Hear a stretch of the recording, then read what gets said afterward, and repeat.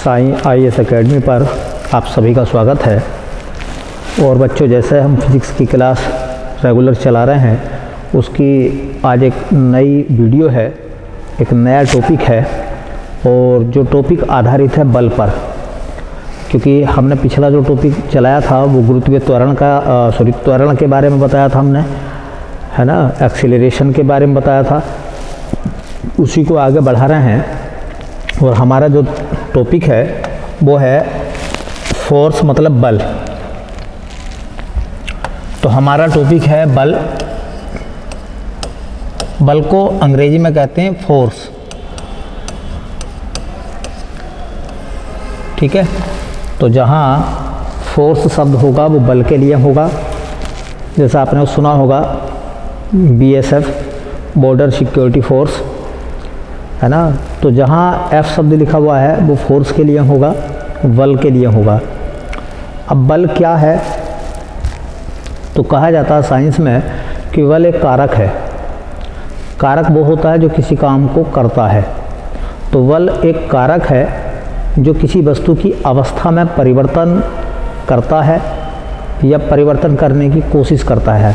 अवस्था मैंने बताया था, दो अवस्थाएं होती हैं, एक विराम की अवस्था और एक गति की अवस्था। मतलब ये है कि बल किसी वस्तु की अवस्था को परिवर्तित कर देता है या परिवर्तन करने की कोशिश करता है, बल कहलाता है। जैसे मान लीजिए कोई वस्तु है, फुटबॉल की कोई बॉल है, वो ज़मीन पर रखी हुई है। अगर मैं उस पर किक लगाता हूँ, ठीक है, तो वो विराम अवस्था से गति अवस्था में आ जाएगी। ये किसकी वजह से संभव हुआ है? ये संभव हुआ है बल की वजह से, है ना। बल के कारण ये संभव हुआ है। तो बल लगाने पर फुटबॉल की बॉल जो विराम अवस्था में थी वो चलने लगी, मतलब गति अवस्था में आ गई। तो ये बल की वजह से ऐसा हुआ है, ठीक है। दूसरा कहा जाता है कि बल क्या करता है? अवस्था परिवर्तन की कोशिश करता है। मान लीजिए एक दीवार है, उस दीवार को मैं अपने हाथ से धकेलता हूँ, तो क्या जो बड़ी दीवार है वो मेरे हाथ से निकल जाएगी? वो मेरे हाथ से नहीं निकलेगी। इसका मतलब मैंने कोशिश की। तो बल क्या करता है? कोई भारी वस्तु है जो विराम अवस्था में है ना, उसको गति अवस्था में लाने की कोशिश करता है। तो कोशिश करना भी एक बल है और अवस्था में परिवर्तन करना भी एक बल है, ठीक है। एक छोटा बच्चा साइकिल चला रहा है, आप पीछे से उसे पकड़ के खींचने की कोशिश करते हैं और आप साइकिल को रोक देते हैं, तो आप गतिशील वस्तु को विराम अवस्था में लेकर आते हैं। तो ये भी अवस्था परिवर्तन हुआ, ठीक है। लेकिन किसी मोटरसाइकिल को या किसी स्कूटर को आप हाथ से खींच कर रोकने की कोशिश कर रहे हैं और वो नहीं रुक रहा है, तो आपने प्रयास किया, ठीक है, वो बल की वजह से ऐसा हुआ है, ठीक है। तो परिभाषा क्या बनती है भैया? परिभाषा क्या बनती है? देखिए, परिभाषा है बल वह बाह्य कारक है। बल क्या है? बल वह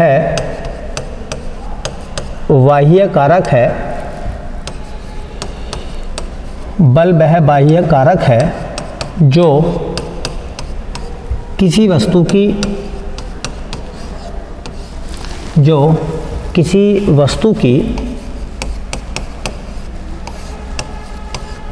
अवस्था में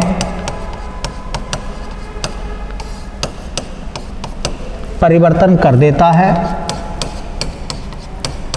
अवस्था में परिवर्तन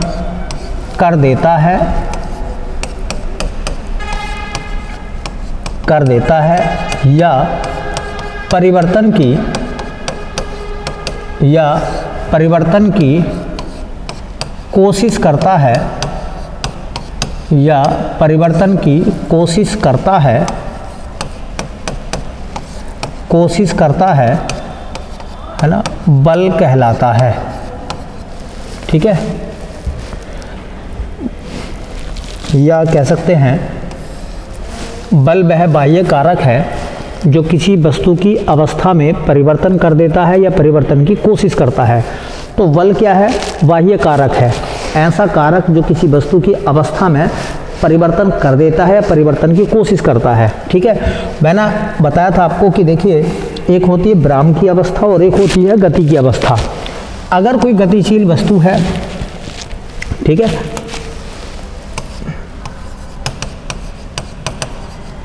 देखिए एक होता गति की अवस्था। अगर कोई वस्तु चल रही है और बल लगा कर आप उसे रोक देते हैं या उसे आप रोक देते हैं, तो किस वजह से आपने उसको रोका है, किस कारक के द्वारा वो वस्तु रुकी है, बल के द्वारा।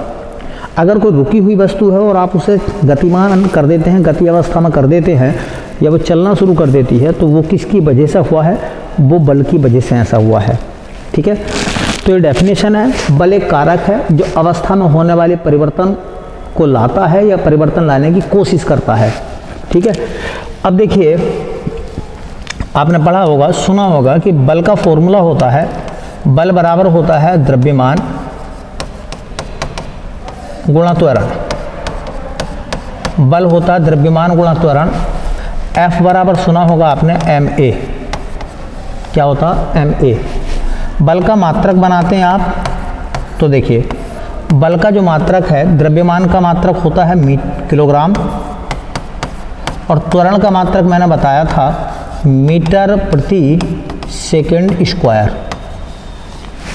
तो इसका मात्रक हो जाएगा किलोग्राम मीटर प्रति सेकंड स्क्वायर। ठीक है, देखिए अगर ये नहीं हो तो इसी को हम कहते हैं न्यूटन। क्या कहते हैं, न्यूटन। तो बल का मात्रक क्या है, न्यूटन, क्योंकि न्यूटन ने ही सबसे पहले बल के बारे में संकल्पना दी थी। तो बल का मात्रक किलोग्राम मीटर प्रति सेकंड स्क्वायर, यह होता है न्यूटन। ये जो मात्रक है दोनों, ये दोनों मात्रक होते हैं MKS में, MKS प्रणाली में। MKS प्रणाली में बल का मात्रक होता है, किलोग्राम मीटर प्रति सेकंड स्क्वायर, या उसी को कहते हैं हम न्यूटन। तो या तो न्यूटन कह दो या किलोग्राम मीटर प्रति सेकंड स्क्वायर कह दो। अब अगला पॉइंट बनता है हमारा कि भाई CGS पद्धति में बल का मात्रक क्या होता है। ठीक, तो अभी हमने ये पढ़ा है कि F बराबर ma होता है। ठीक, हम मात्रक बनाना चाह रहे हैं इसका, तो इसका मात्रक बनाना चाह रहे हैं CGS पद्धति में। तो CGS पद्धति में द्रव्यमान का मात्रक होता है बेटा ग्राम, है ना, और त्वरण का मात्रक होता है सेंटीमीटर प्रति सेकंड स्क्वायर। अगर ये ना हो तो इसी को हम कहते हैं डाइन। क्या कहते हैं, डाइन। तो ये दोनों मात्रक किस चीज़ में है, ये दोनों मात्रक किस चीज़ में है, तो ये दोनों मात्रक हैं CGS पद्धति में। जो CGS पद्धति है या प्रणाली है, ये उसमें लिखे गए हैं। तो MKS पद्धति में बल का मात्रक न्यूटन या किलोग्राम मीटर प्रति सेकंड स्क्वायर, और CGS पद्धति में बल का मात्रक होता है डाइन, या उसे कहते हैं ग्राम सेंटीमीटर प्रति सेकंड स्क्वायर। ठीक है, अब सवाल आता है कि अगर मैं न्यूटन के डाइन बनाऊं, एक न्यूटन में कितने डाइन होंगे। अगर मैं उसके डाइन बनाता हूं तो डाइन कैसे बनेंगे, देखिए डाइन को हम कैसे बनाएंगे। ठीक, तो भाई हमने देखा कि एक न्यूटन बराबर, एक न्यूटन को आप ऐसे भी लिख सकते हो, 1 किलोग्राम मीटर, ठीक, प्रति सेकंड स्क्वायर। अब बताओ बेटा 1 किलोग्राम में कितने ग्राम हो गए, तो इसके ग्राम बनाओगे तो 1 किलोग्राम में तो हो गए 1000 ग्राम, गुणा 1 मीटर के सेंटीमीटर बनाओ इसके, तो 1 मीटर में होते हैं 100 सेंटीमीटर, ठीक, अपॉन सेकंड स्क्वायर। अब इसकी गुणा कर दीजिए 1000 की 100 से, तो 5 जीरो हो जाएंगे, ग्राम सेंटीमीटर प्रति सेकंड स्क्वायर। अब एक हिसाब लगाना आपको, तो ये हो जाएगा इकाई, दहाई, सैकड़ा, हजार, 10,000, लाख। इसका मतलब 1 लाख हो गया। ठीक, इसको पहले ध्यान से देखो, ये क्या है, ग्राम सेंटीमीटर प्रति सेकंड स्क्वायर लिखा गया है। तो ग्राम सेंटीमीटर प्रति सेकंड स्क्वायर की जगह आप क्या लिख सकते हैं, आप लिख सकते हैं डाइन। आप डाइन लिख सकते हैं ना, तो इसको आप डाइन लिखेंगे तो ये 1 न्यूटन बराबर, इसमें 5 जीरो है, इसलिए इसको लिख सकते हो 10 की घात 5, और ये ग्राम सेंटीमीटर प्रति सेकंड स्क्वायर लिखा हुआ है। हाँ, इसको कह सकते हैं आप डाइन। क्या कह सकते हैं बेटा, डाइन। तो देखो तुम्हें इतना याद रखना है कि 1 न्यूटन बड़ा होता है और डाइन छोटा होता है, और 1 न्यूटन में 10 की घात 5 डाइन होते हैं। या इस बात को आप कह सकते हो कि 1 न्यूटन में 1 लाख डाइन होते हैं। भाई इकाई, दहाई, सैकड़ा, हजार, 10,000, लाख, 1 न्यूटन में 1 लाख डाइन होते हैं। तो डाइन बड़ा मात्रक है, न्यूटन बड़ा मात्रक है? तो न्यूटन बड़ा है, क्योंकि 1 न्यूटन में 10 की पावर 5 डाइन होते हैं। ठीक, अब आगे चलते हैं बल की बीमा के बारे में। तो बल की बीमा मैंने बताया था आपको कि बल की बीमा कैसे निकालते हैं। तो देखिए बेटा, जो बल की बीमा है, बल की बीमा निकालनी है आपको। मैंने आपको बताया था कि ये जो बल है, ठीक है, बल F बराबर होता है ma। ठीक, अब इसकी तुम्हें बीमा लिखनी है, बीमा। तो ये है m द्रव्यमान, द्रव्यमान की बीमा तो m होती है। यह है त्वरण, त्वरण की बीमा कल बताई थी LT-2, LT-2। तो इसकी बीमा क्या हो गई? MLT-2। ठीक है। अच्छा, बल कैसी राशि है? बल सदिश राशि है कि अदिश राशि है? तो बल एक सदिश राशि है। कैसी राशि है? सदिश, सदिश राशि है।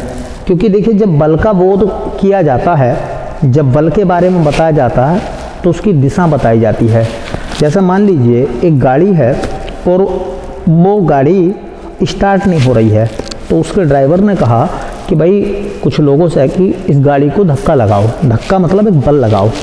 अब मान लीजिए कुछ आदमी आगे से धक्का लगाने लगे, कुछ पीछे से धक्का लगाने लगे। फिर उसने कहा कि भाई साहब एक काम करो, सब लोग पीछे से आगे की तरफ धक्का लगाओ। तो अब सब लोग पीछे से आगे की तरफ धक्का लगा रहे हैं। अब उसने दिशा बताई ना कि पीछे से आगे की तरफ धक्का लगाइए आप। तो बल पीछे से आगे की तरफ लगाना है आपको। ठीक है, तो दिशा बताई गई है। पहले उसने दिशा नहीं बताई थी, इसलिए कुछ लोग आगे से पीछे की तरफ धक्का लगा रहे थे और कुछ लोग पीछे से आगे की तरफ धक्का लगा रहे थे। इसलिए हम कहते हैं कि जब भी बल की व्याख्या होगी, जब भी बल के बारे में बताया जाएगा, उसमें डायरेक्शन बताई जाएगी, उसमें दिशा बताई जाएगी। क्यों? क्योंकि बिना दिशा बताए बल अधूरा है। ठीक है, बिना दिशा बताए बल जो है वो अधूरा माना जाएगा, क्योंकि बल एक सदिश राशि है और उसको व्यक्त करने के लिए परिमाण के साथ साथ दिशा की भी आवश्यकता होती है। ठीक है, अब सवाल आता है बल के संबंध में। देखिए, बल के संबंध में बल के क्या क्या प्रभाव हैं। मतलब ये जो फोर्स है, ये जो बल है, वो बल के क्या क्या प्रभाव हैं, बल क्या क्या कर सकता है, बल के कार्य क्या है, बल के कार्य क्या है, बल क्या क्या कर सकता है, बल के द्वारा क्या क्या हो सकता है। ठीक है, तो अब देख रहे हैं बल का प्रभाव क्या है, बल का क्या प्रभाव है या कार्य क्या है। तो देखिए, बल के कार्य, बल क्या क्या कर सकता है, बल के कार्य। तो जैसा मैंने बताया था, थोड़ा सा विचार आप भी करिए कि बल वस्तु को विराम अवस्था से गति अवस्था में ला सकता है, गति अवस्था में ला सकता है।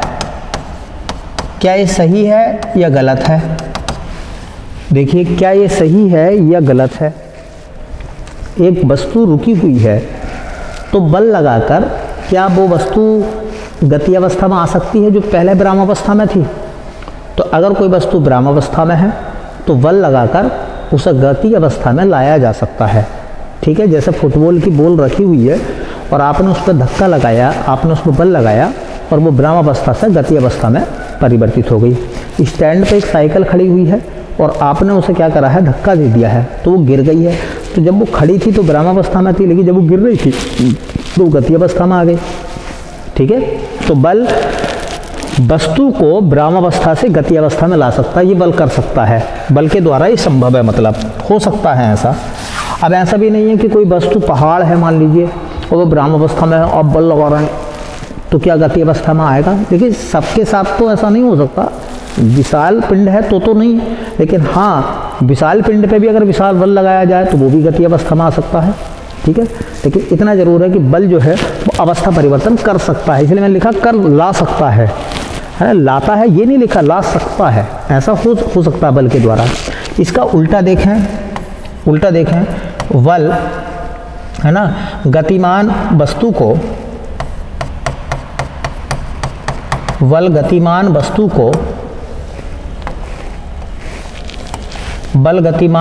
को रोक सकता है।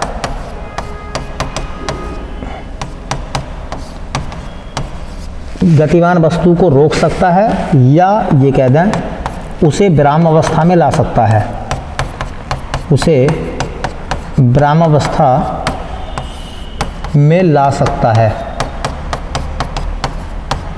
तो ये सही बात है कि गलत बात है? अगर मान लीजिए कोई वस्तु चल रही है तो चलती हुई वस्तु को बल विराम अवस्था में ला सकता है। देखिए, अगर आप कार चला रहे हैं या मोटरसाइकिल चला रहे हैं, ठीक है, तो ब्रेक लगाकर, ब्रेक में क्या लगाते हैं, बल लगाते हैं ना, तो ब्रेक लगाने का मतलब बल लगाते हैं, बल लगाकर उसे रोका जा सकता है। तो बल लगाकर चलती हुई वस्तु रुक सकती है और जो रुकी हुई वस्तु है वो चल भी सकती है। ये बल के द्वारा ही ऐसा संभव होता है। ठीक, और देखें तीसरा कह रहे हैं कि बल वस्तु का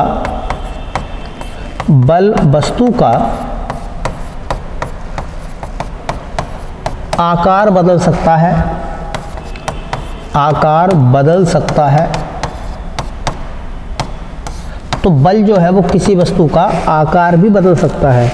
बल के द्वारा किसी वस्तु का आकार बदला जा सकता है। जैसे मान लीजिए कोई वस्तु या कोई वाहन सड़क पर खड़ा हुआ है, हल्का वाहन, कोई भारी वाहन जब उसको टक्कर मार देता है हल्के वाहन को, तो उसकी शेप मतलब उसका आकार कैसा होता है, कि पहले जैसे ही होता टक्कर लगने के बाद, या उस आकार में कुछ परिवर्तन हो जाता है, टेढ़ा मीला, ठीक है, तो परिवर्तन हो जाता है। तो बल किसी वस्तु का आकार भी बदल सकता है, बल किसी वस्तु की अवस्था को बदल सकता है। ठीक है ना? हाँ, तो ये सब चीज़ें बल के द्वारा संभव हो सकती हैं, ये सब चीज़ें बल के द्वारा संभव हो सकती है। इन सभी घटनाओं में बल शामिल होता है। ठीक है, अब देखते हैं कि बल कितने प्रकार का होता है, बल के प्रकार कौन कौन से होते हैं। तो अगर हम बल के प्रकार की बात करें बेटा, तो बल के विभिन्न प्रकार हैं।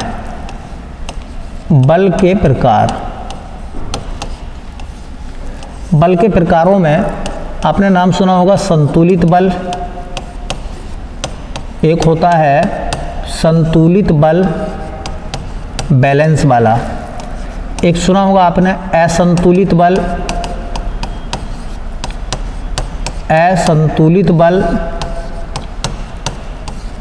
तीसरा आपने सुना होगा एक होता घर्षण बल,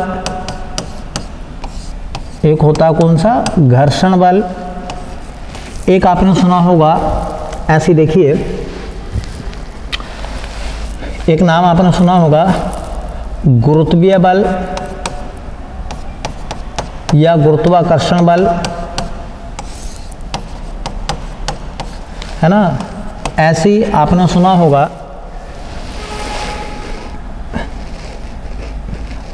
अभिकेंद्र बल, अभिकेंद्रीय बल,